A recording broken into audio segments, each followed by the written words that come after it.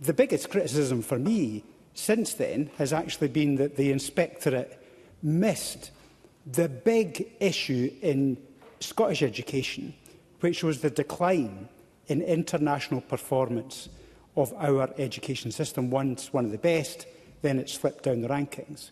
And the inspectorate missed that completely.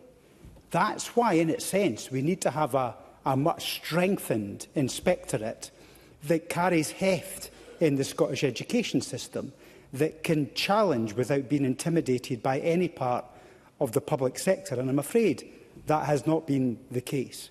Likewise with Education Scotland, actually, which has now been split from the inspectorate, they need to be given greater support, because we need them to be strong and challenge public authorities and schools.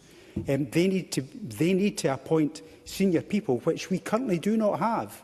That needs to change, and it needs to change quickly. And then finally, SQA. Obviously, the alternative certification model during the pandemic was what stimulated the desire, after many years of trying to get the body to change, the desire to abolish it. And if we're frank, we're open, it has changed.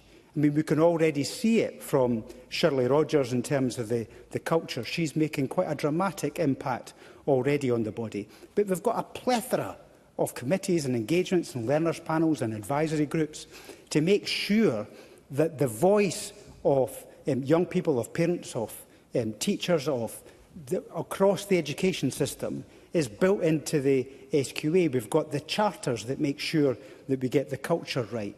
And we have this important review on accreditation, because one of the criticisms that staff have levied at the Education Committee, and in fact the Government too, is that we agree form before we agree the function.